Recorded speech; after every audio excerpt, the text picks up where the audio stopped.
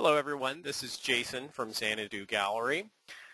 We'll begin our presentation of creating a powerful portfolio.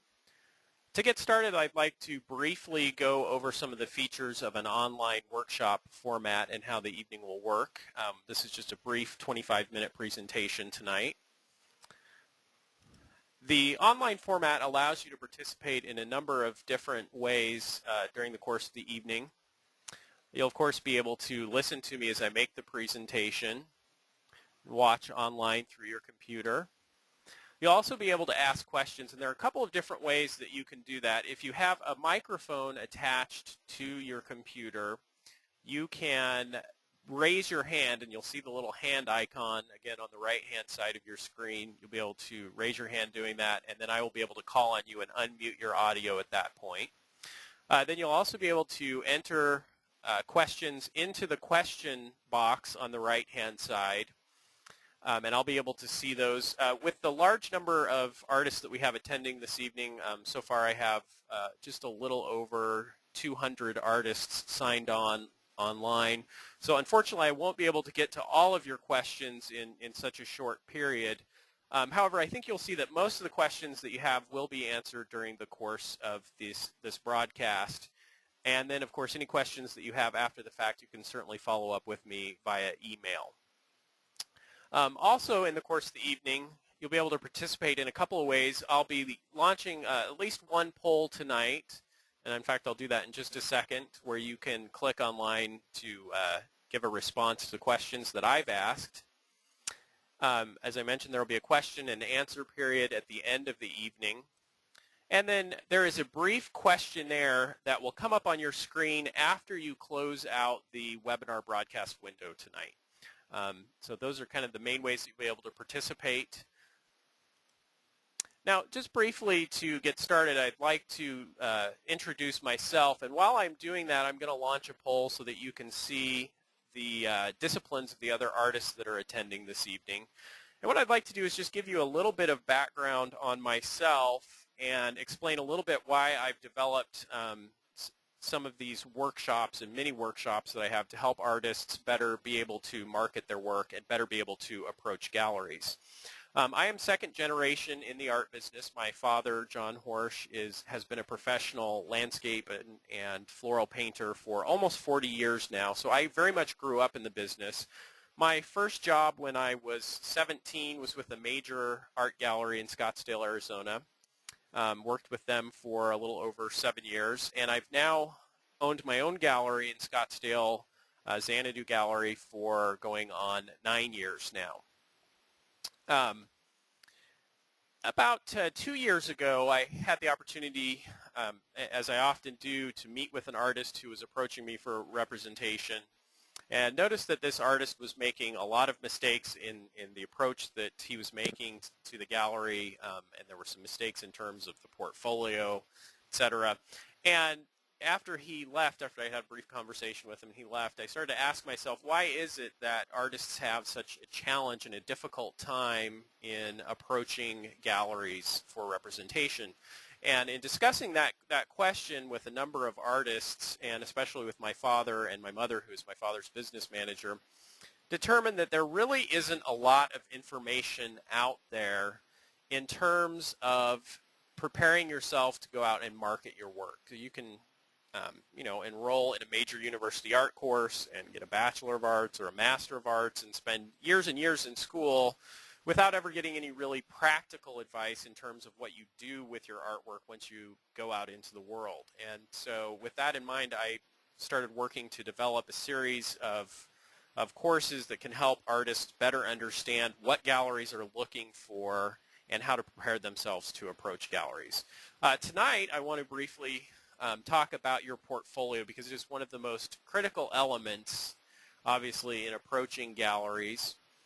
And before I do that, I just wanted to show you the results of who is participating tonight. It looks like we are about 40% painters, then sculptors, photographers, and others. So that gives you an idea of the composition of the artists who are participating tonight. Now, With all of the workshops that I give, my goal is to give you as an artist concrete steps that you can take and implement so that you know that you're well prepared before going out and starting to approach galleries. And as I mentioned, the portfolio is a critical element in this preparation. And so tonight we're going to be talking about the format of your portfolio. We'll be talking about layout, content, and then also briefly some of the supplemental material that you can and some that you should include with your portfolio. We'll also be talking about some of the guiding principles that you should keep in mind as you're preparing a portfolio. And basically my admonition to you is that as you're preparing that portfolio, you should try and keep your audience in mind. And in this case, that audience is going to be a gallery owner or director. And so there's some guiding principles that you should hold forefront in preparing your portfolio. The first is that it should be very simple. This portfolio has one job, and that job is to put your images in front of a decision maker and give them a good idea of what exactly it is that you create. And it should do that in a very simple way. You want to be as straightforward as possible. It should be concise. You don't want to include too much information. Again, the goal is to get those images in front of the gallery owner or director. And if you have too much other, supplemental material, magazine articles, newspaper clippings, etc., you're diluting the power that your artwork has. Again, the major goal here is that you want to put it in front of the gallery owner and have it make an emotional connection with that gallery owner or director. You want it to be informative, so obviously it needs to convey not only the artwork, but it needs to get some critical information across in terms of your pricing, kind of the breadth of your work, etc. And again, we'll go into that a little bit more in depth.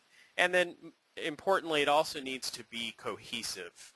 Just critical that the body of work that is shown in your portfolio conveys a very strong sense to the gallery owner or director of who you are as an artist. And that's probably one of the biggest mistakes that I see artists making, is that they try to go too broad in the scope of their portfolio. And we'll come back to that. Let's start by talking about format. 25 years ago, format was an easy question to answer because there was basically one choice, and that was a kind of 3-ring binder, literally a physical portfolio. Well, that's no longer the case. There are many options available to you now as an artist in terms of format.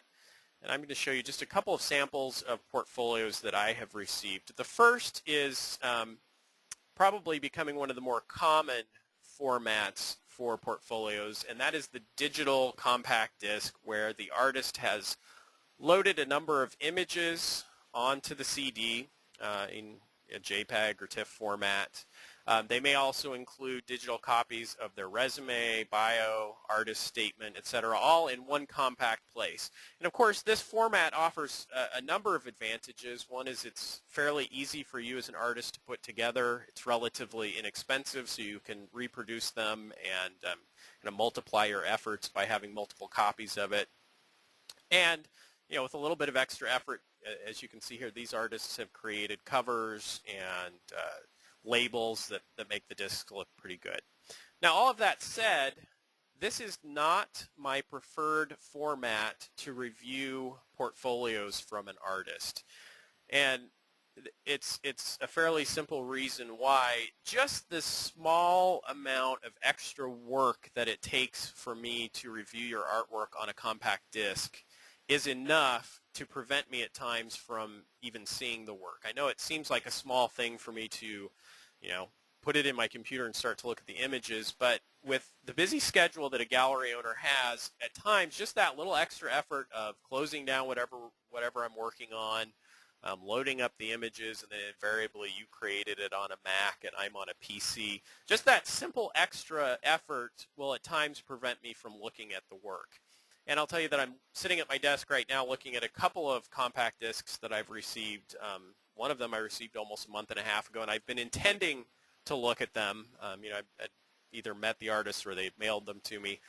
But again, I've got so many other things to work on that just that little extra effort gets in the way of me seeing those images. So because they're so inexpensive, I don't discourage you from using a compact disc portfolio as a supplemental item to your portfolio. It may be something that you leave with, the gallery owner or director, but I would not recommend this as your primary portfolio format. On the other end of the spectrum, you'll have something like this. This is a hardbound book that has been created by one of the artists that I represent, and it's gorgeous. You can actually go online now and create a book like this very inexpensively. For $35, $40, you have a portfolio that looks like it was professionally published. You can see some interior shots here. Let me load those up.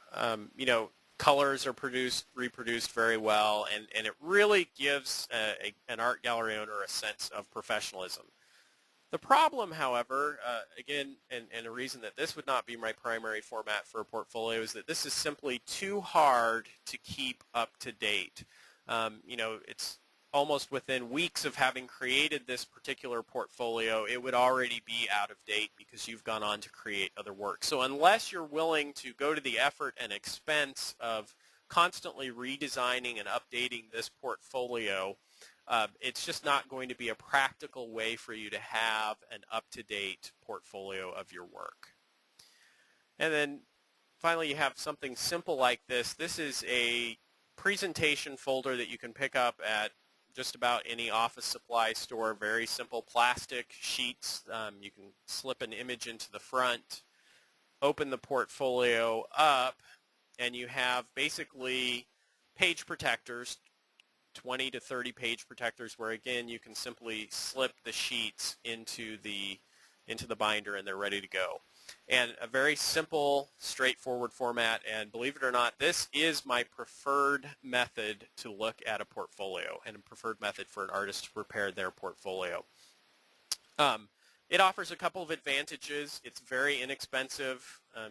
For a couple dollars you can purchase these, and that allows you to have multiple copies of your portfolio in case you need to leave one with someone. Whatever the requirements may be there, you can have multiple copies that you can very easily keep up to date.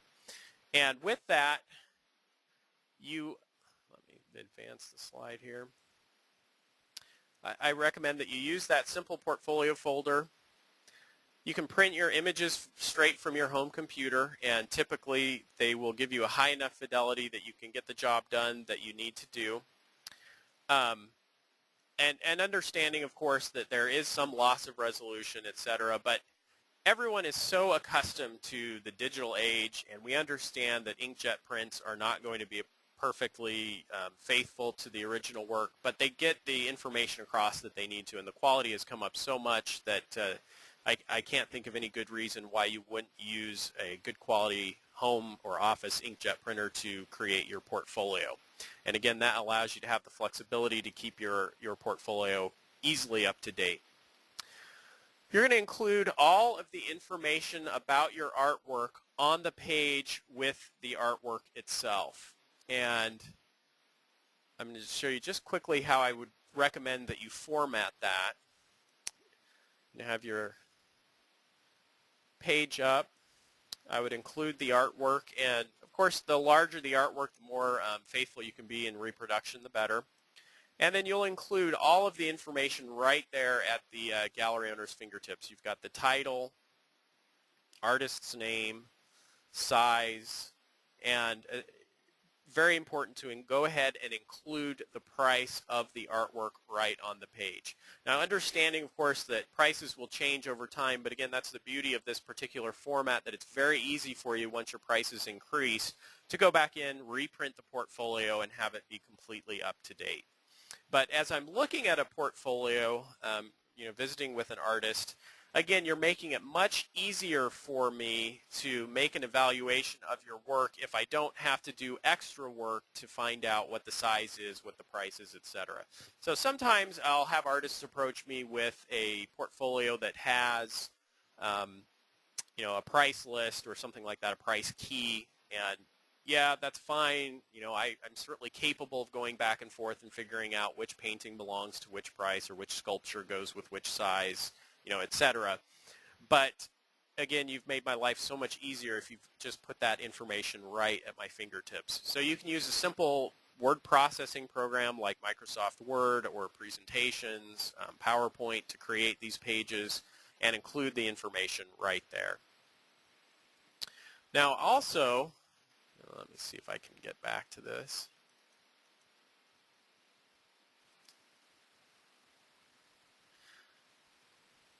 You are also, I already mentioned all these, that you're going to include title size, medium price. You can include 1 to 2 images per page. I've already shown you the example of that. And I would recommend that you include images first. There's a tendency by many artists to put their artist statement up front, or biography, newspaper clippings, etc. Again, the imagery is the most important element of your portfolio as I'm looking at it. And so I would much rather have instant access to those images than have to work through any supplemental material. So include the images first and put any of that supplemental material at the back of the portfolio. And I'll come back and talk about what you might include as supplemental material in just a moment. Include no more than 20 to 30 images of your paintings, sculptures, photographs, whatever medium you're working in. You don't want to have any more than that, or it becomes cumbersome. And again, this is a mistake that I'll see many artists make, where basically they'll bring in their entire life's work in their portfolio with hundreds and hundreds of images. You're trying to make an impression on the gallery owner, and the best artwork to do that is most likely your most recent work. So you don't want to water that down by including too much work. Limit it to 20 to 30 pieces. Go ahead and include 2 to 3 images of work installed in a client's home or office. This really helps convey an image of your work to the gallery owner, and it says, look, my work sells, and look at how great it looks in a setting. So, in fact, I would also include 1 to 2 sold pieces, and those may or may not be the same ones as the one that you have in a setting. Just to give you an example of that, let's see if I can get to it here. Here is a portfolio page for an artist who has one installed in a client's home. You might just put sold to a private collector and include a red dot there so that you get that impression across that here is a sold piece of your artwork. Now, let me just get back here. A couple of other items that you're going to want to include. There we go. Include some images showing the full presentation of the artwork. So if you frame your work or base it if it's sculpture, go ahead and include some images that give that information to the gallery owner so that they can know what the final presentation is.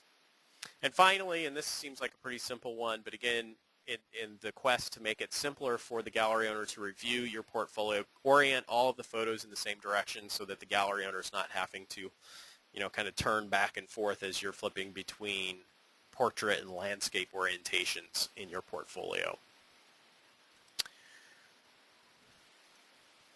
Now,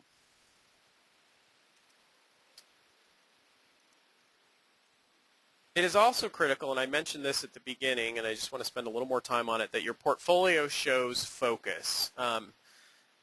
Often as I'm reviewing portfolios, I feel like I am looking at the portfolio of several different artists. As I'm looking at your work, and if I'm interested in the imagery, one of the main questions that I'm asking myself is, will this work appeal to my collectors? Will they be willing to purchase it? And if they are willing to purchase it and I'm able to create some demand for the work, will we be able to supply that demand? Realistically, it doesn't do either the gallery or you as an artist much good to just sell 1 or 2 pieces. You've got to create a collector base and really get a following for the work. And so that therein it becomes critical to be able to provide them with a consistent body of work. And so you need to find some cohesiveness either in theme, in style, or perhaps even in subject matter. Not to say that you need to have a portfolio that is full of the same painting or sculpture or photograph over and over and over again with just minor variations. You know, you obviously want to provide some variety, but it needs to be very clear that your work is cohesive. And I want to just show a couple of samples of artists who are showing in my gallery who I feel do this very effectively. These are images from our website. Robert Burt is an artist who had been based out of New Mexico and just recently moved to Mexico. And you can see, looking at his work, that even though there is some variety in subject matter, looking at any one of his pieces, it's instantly recognizable for its style and technique. On the sculpture side, someone like Laurie Acott Fowler has also done a very good job of this. You know, the subject may vary. You've got figurative works, you've got some animal pieces, but overall there is a very consistent feel to the body of work. And that should be your goal as you're preparing your portfolio. You want to present it as a very cohesive body of work. Now let me...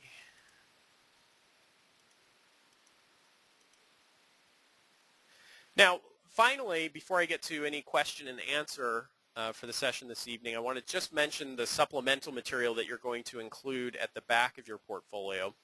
And that would include your artist statement, your bio, and your resume.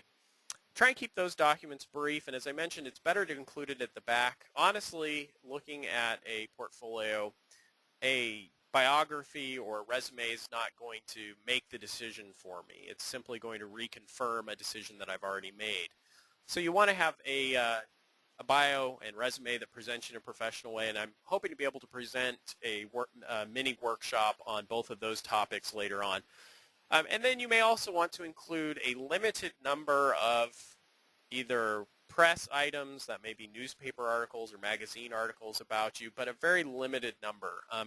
You know, again, if you're including dozens and dozens of clippings at the back of a portfolio, it's simply going to become too cumbersome for the gallery owner to review.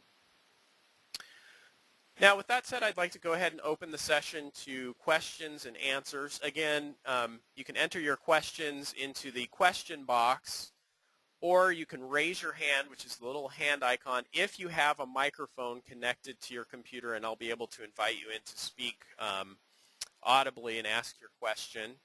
And conversely, if you don't see that question box, which some Mac users, I understand, don't get the question box, you can send me a quick email. I've got that open in front of me at jason@xanadugallery.com. Let's go ahead and open it up to questions.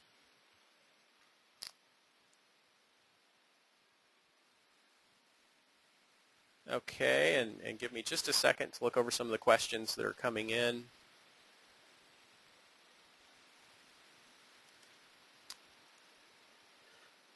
Okay, one of the questions, and this is a great question, comes from Doreen Gross, and that is the price that you place on the portfolio page the artist price or the retail price? And I recommend that you always include it at the retail price. So the gallery retail price should be the price that you list in your portfolio. And this is one of the topics that I cover in some depth in one of the longer workshops that I give, talking about the ins and outs of pricing your work. But absolutely include it as the retail price on the page. And you should go into the gallery knowing your pricing ahead of time and having it in the portfolio.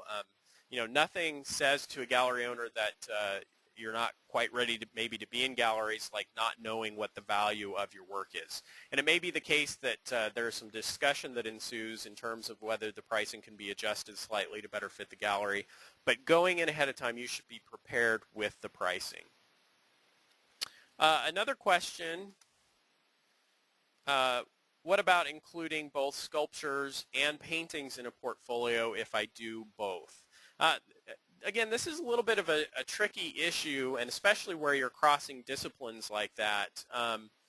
You know, I would weigh very carefully whether I did that, and the answer would come to me if the work really stuck together. In other words, it really presented a cohesive body, that there was a very strong line running through it, that the subject of the sculpture very well matched the subject of the paintings, then perhaps you could do it. But if there's any doubt in your mind as to whether or not the body of work is cohesive, I would err on the side of not crossing over and including too many different types of work. You can always expand your portfolio later on, but focus in on one primary type of work. And this will probably be the last question that I have time for, and it seems like we're getting a lot of questions on this subject. And says, I know that you said we should focus in on a particular style, but is it good to get pigeonholed into that style? And I know that this is a big concern for many artists, that you certainly don't want to be stuck creating the same artwork for the rest of your life. And I'm certainly not suggesting that that's what you have to do. However, when you're first going to be approaching galleries, you do want to convey that message very clearly, that you are consistent in the work that you create. So if you're an artist who likes to experiment and try new things and is challenged by that adventure, I'm certainly not asking you to give that up. However, I would suggest that for 6 months or a year, however long it takes you to create this portfolio, working to focus in on one particular interest so that you can go forward and present that in a cohesive way. As I mentioned, I don't have time to get to all of your questions tonight, but I'm certainly happy to answer additional questions that you have via email at jason@xanadugallery.com at any time. It may take me a day or two to get back to you. And then also I present a workshop that is a 4-hour-long format that goes over all of the details of kind of preparing yourself to go out and start approaching galleries. So I'll talk about how you can create a high-quality, gallery-ready artwork, how to produce a body of gallery-ready work, how many pieces should you have in your inventory before you're ready to go out and approach galleries, and further, how many pieces should you be producing in a year? What should your productive output be? As I mentioned before, I'll talk quite extensively about pricing your work. I know that's one of the big mysteries of the art business. Talk about getting organized. Go into a little bit more depth on portfolio and website layouts. And then most importantly, I spend quite a bit of time talking about researching and finding the right galleries to approach for your work, where you should be looking for those galleries, and then what the successful approach is to get into the galleries. This is a 4-hour format, as I mentioned. I have 2 coming up in the coming weeks. We'll also talk about consignment agreements, building on your success. And basically, this 4-hour format allows me to go into a lot of depth. I limit the number of attendees at the 4-hour session so that you can really have the interaction and ask all the questions you need to about your particular work.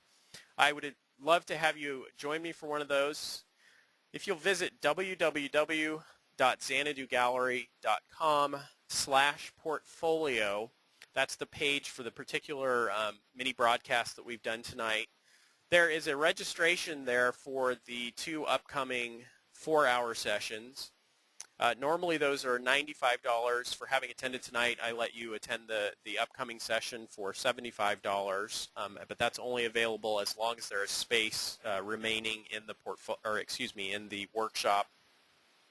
Also on that page, you're going to find a recorded version of this broadcast and some additional information about services offered by Xanadu Gallery. Thank you so much for attending this evening. I look forward to hearing from you soon and hope that you have success in building a powerful portfolio. I'll be signing off now, and as you sign off again, you'll have a chance to answer some survey questions, and then I look forward to hearing from you in the future. Thank you so much for attending.